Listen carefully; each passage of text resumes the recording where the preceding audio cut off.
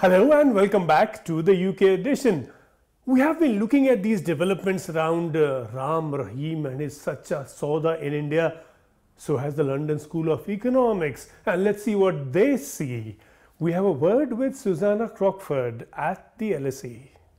Susannah, you've been following this sect for some years now, so are you entirely surprised that things turned out the way they did? Well, in terms of following, we've been hearing reports about this particular group, Dera Sacha Sauda, for roughly 10 years now. So it's been reported in the media that there are allegations of sexual assault and sexual exploitation of followers. There was an accusation that hundreds of followers were castrated under the possibly coercive actions of the leader. But in what capacity do you track this? Well, we receive all kinds of reports from around the world about various different new religious movements, small minority religious groups and alternative traditions, and we compile them into our database, and we create files on large groups and movements, and we also just collect news reports of all varying qualities and sources, just so that we've got as much data as possible about as wide a variety of movements as possible. And across these movements, do you see any common patterns in the following of cults? No, and in fact I would say that the word cult is not a very useful term. It's something that exists in the public discourse mainly as a pejorative term to describe a religious group that, for whatever reason, the speaker doesn't really like or agree with. What we look at is, what do the religious groups actually do? And if that is harmful in some way, then we will both gather information and, in a few certain cases, coordinate with police in terms of helping them stop individuals who are breaking the law. But most religious groups aren't involved in these kind of abusive actions. There's this idea, this stereotype of cults as being inherently destructive or dangerous, and that's just not the case as it's borne out by evidence. Most religious groups exist, practice, go about their business without breaking the law and without abusing their members. And then there's a few cases that get into the media that are blown up to these huge proportions, and they're kind of taken as symptomatic of all small religious groups, and that's just not the case. But surely there's a commonality where someone sets himself or herself up as a godlike figure, and people who are otherwise rational or irrational in their other decisions. Or again, I do take your point that this is seen from the view of an observer who is perhaps prejudiced, but certainly setting up this figure as a god to be followed to the exclusion of everything else, and certainly to the world outside. There is a commonality here that is dangerous, that is open to abuse, is it not? Even if it's not always abused. Well, it's the case that when someone is believed to be either godlike or somehow, a divine figure, they are given power by their followers in the same way as any organization is given power by its followers. And for some individuals, they do abuse that power. But that's also the case in all other kinds of social organizations. It's not unique to religions. And I think what you have to be careful with is claiming that these groups are inherently dangerous because they set up their leaders as having godlike powers. Not everyone who claims such power abuses it. What do you make of the latest developments at Sacha Sauda? Well, it's a difficult context because it's intertwined with so many other factors, because they are related to political parties in India, and there is a whole context there of gurus who have their own kind of followers who then maybe arm themselves, and that can be quite a difficult and has the potential for violence. And in this case, it's taken, and this is actually quite common with very powerful religious figures. There are allegations for years and years and years, and nothing happens because of their power in society and their political connections. And when the allegations finally come to a head, it has already been built up in the minds of the followers as an attack on their group, and they get that kind of siege mentality. And you see this in the other cases where violence has erupted around small religious groups, where they feel like they have to defend their very existence against hostile outside forces. And that's the whole context that escalates both within the group and outside the group. So it's always an interaction. It's not something that's somehow inherent to the ideology of the group. What leads someone to follow a figure, let's say a god man, or say some religious figure or allegedly religious figure, above even the law, above even the courts? What is it that this person is doing? What sort of deliverance are they expecting from this figure? Yeah, so what you've got to look at then is what is this religious figure or leader giving them that their mainstream society isn't. So in the case of Dera Sacha Sauda, he particularly worked with prostitutes, drug addicts, you know, the poor and the dispossessed, and one of their beliefs was that everyone is equal and that caste doesn't matter. So if you've been excluded from mainstream society because of your drug habit, because you've been involved in prostitution, and then someone comes along to you and says, I can help you, I can save you, I can help you lead a better life, that person becomes more important to you than the society that's rejected you. So there's two dynamics going on here. One is the influence of the leader, but the other one is the exclusion from the mainstream society. But this is not a Mother Teresa-like figure we're talking about. The people who were protesting are not the people who were the poor, dispossessed drug addicts. By all reports, they are middle class and a lot of them fairly well-to-do people who were his followers, who look on him as some sort of a God-like figure. So what is this about a God-like figure? Is the idea of God himself or herself too remote, and people want via media a human and immediate channel through which to process their faith? Well, it's very common in all religions to look to mediators to connect you with the divine, especially if your conception of the divine is transcendent and somehow separated from humanity. And often those mediating figures gain a huge amount of power in the kind of secular, political, social world. And that can be quite difficult in terms of when they conflict with the larger social organization in which they're a part. I mean, one of the oldest truisms is that power corrupts, Yes. absolute power corrupts absolutely. Taking that cliche, is it not inevitable that some person who is given enough statistical evidence all around of huge adulation that he or she is godlike will actually start believing that and conducting themselves in line with that belief?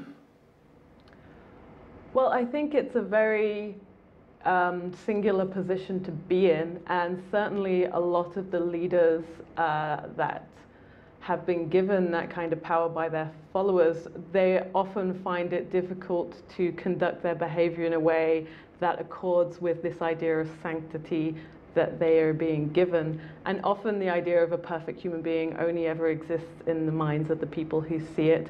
No human being is perfect. No person could actually embody that level of perfection. So the question then becomes, what kind of institution are they in? What kind of oversight is there over their behavior? Who can check them on their worst impulses? And you will see that the groups that deal well with abusive leaders are the ones that have some kind of oversight and can check the power of the leader, and the ones that don't are the ones where you just have that one authoritarian leader. Yeah, but the oversight always can be the simple rationality of the follower.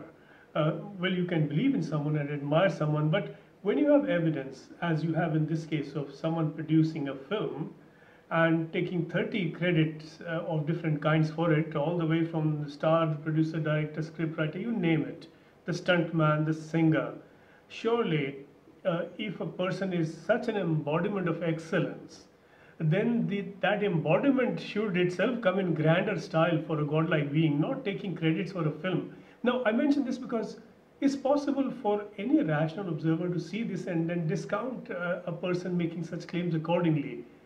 What do you think stopped enough people doing that? Well, I think it's good to be careful on your use of rationality here, because anything from a perspective where you don't believe in that particular thing can look very irrational. But when you already believe in the divinity of that person, it would seem totally logical that he would do all the parts in the movie because he's already a perfect godlike being.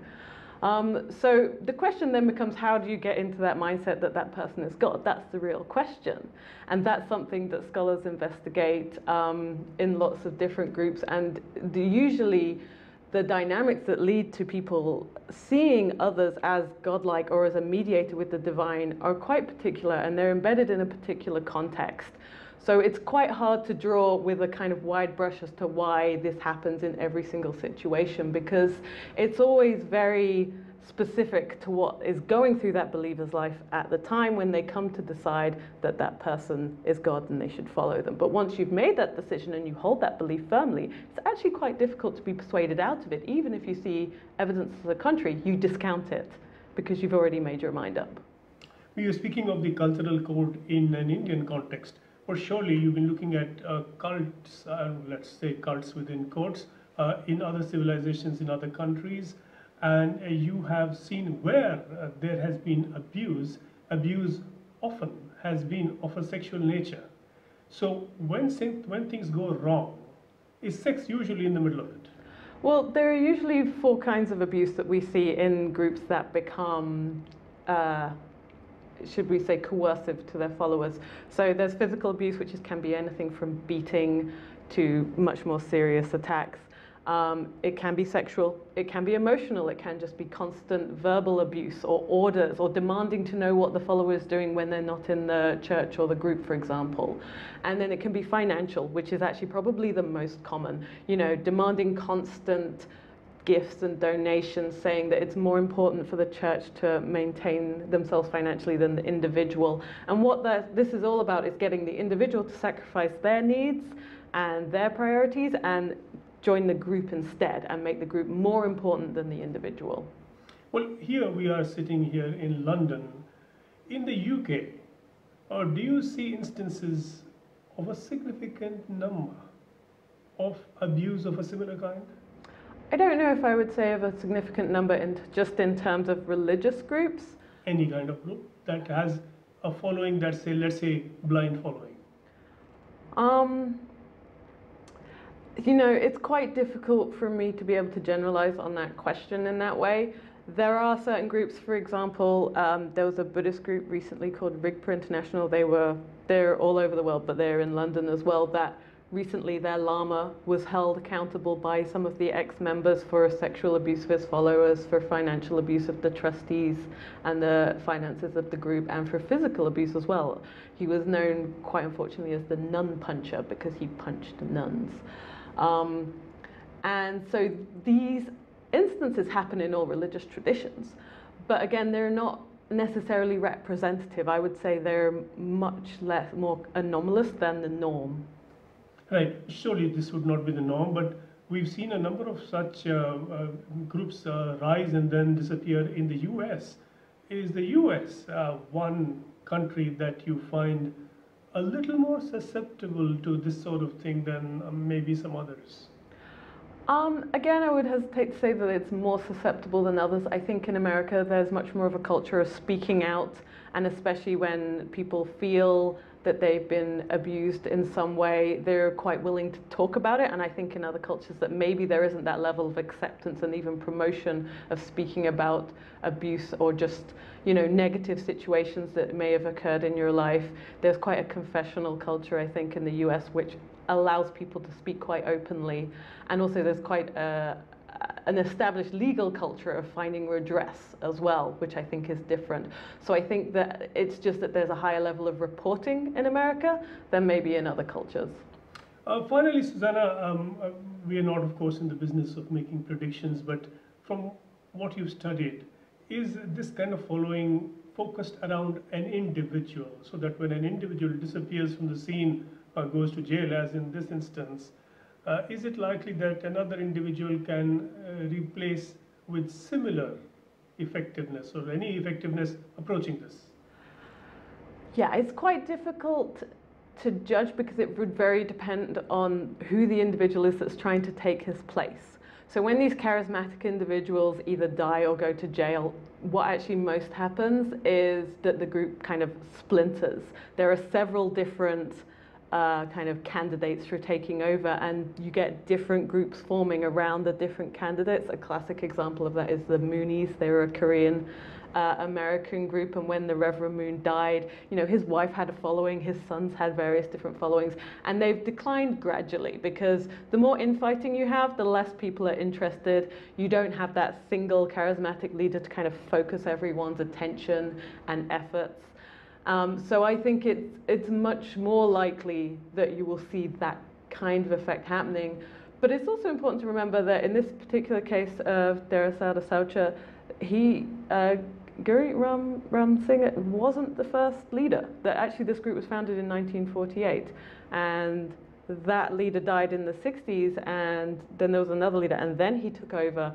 So it's entirely possible that someone else could take over. And when there's significant resources that they want to take over, you know, they've got their communes, they've got their land, you know, there's an incentive for someone else to take over. And if you've got a following that's giving you support of this level of enthusiasm, that would be worth someone's while to try and harness as well.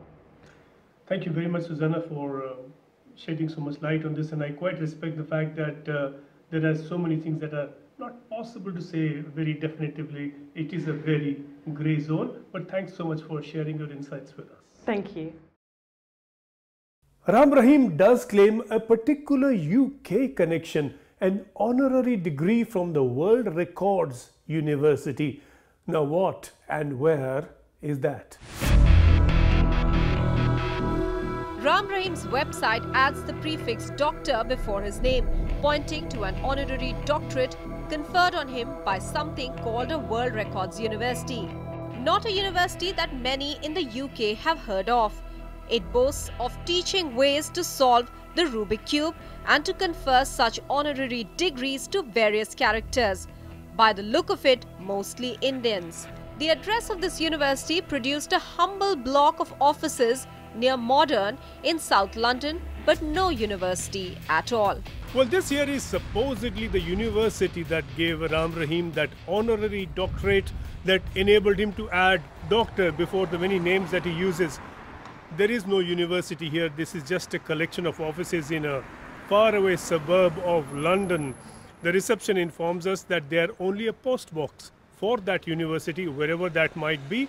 Which university is in the business of handing out such certificates and holding events where people can wear those funny flat caps and whatnot. But this then is the extent of the doctorate of Ram Rahim. In London, this is Sanjay Suri. That title, like all the others, is not going to do Ram Rahim a lot of good in jail. But a quick break now, and then back to Britain and that troubled business of Brexit.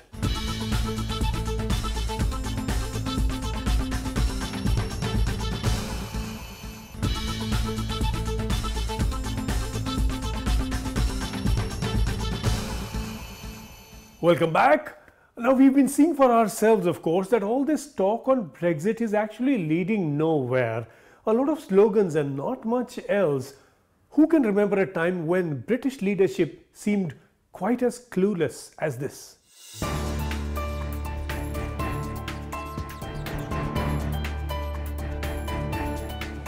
Far from moving towards finding an agreement on exiting the European Union, Britain and EU are yet to agree on the preliminaries before the critical talks on a trade deal can begin. The European Union wants Britain first to pay its dues, which the UK appears reluctant to do. It also wants an agreement on citizens' rights and over a border between Northern Ireland and the Republic of Ireland. The three preliminaries have meant 3 roadblocks already. There is a structural arrangement in the European Union. Michel referred to it, which gives him a mandate, and that, of course, creates circumstances within which he can negotiate. But the phrase I've used, flexible and imaginative solutions, was a direct quote from the Council, the European Council, and I think they're right. Following the latest round of talks, it became clear that far from constructive talks, what we are seeing so far is only a polite quarrel. On a financial settlement, the central point, I think, of Michel's comments, the Commission has set out its position, and we have a duty to our taxpayers to interrogate it rigorously. At this round, we presented our legal analysis on on-budget issues, on off-budget issues, and on the EIB, the European Investment Bank. It's fair to say across the piece we have a very different legal stance. But as we said in the Article 50 letter, the settlement should be in accordance with law and in the spirit of the UK's continuing partnership with the EU. And I'll repeat that phrase, in accordance with law and in the spirit of the UK's continuing partnership with the EU. Now, Michel and I agreed in the last round, it's clear we won't be making incremental progress on a final shape of deal on this in every round, and I think this round demonstrates that. I think we've succeeded in building mutual understanding, but it's also clear that there are still significant differences to be bridged. As the European Union sees it, the UK is asking for the impossible and the unworkable. The UK strongly contributed to the development of our single market, which is the foundation of the EU. It understands well, very well, how it works. The European Council guidelines state that the Union will preserve its autonomy of decision-making. The UK wants to take back control, wants to adopt its own standards and regulations, well, but it also wants to have these standards recognized automatically in the EU. That is what UK papers ask for. This is simply impossible. You cannot be outside the single market and shape its legal order. With Sanjay Suri in London, Maha Siddiqui for News 18. The English Channel is becoming the English Wall. For how long, with what results, we will see as we fear. Have a great week ahead, while that sort of thing is still possible. See you soon.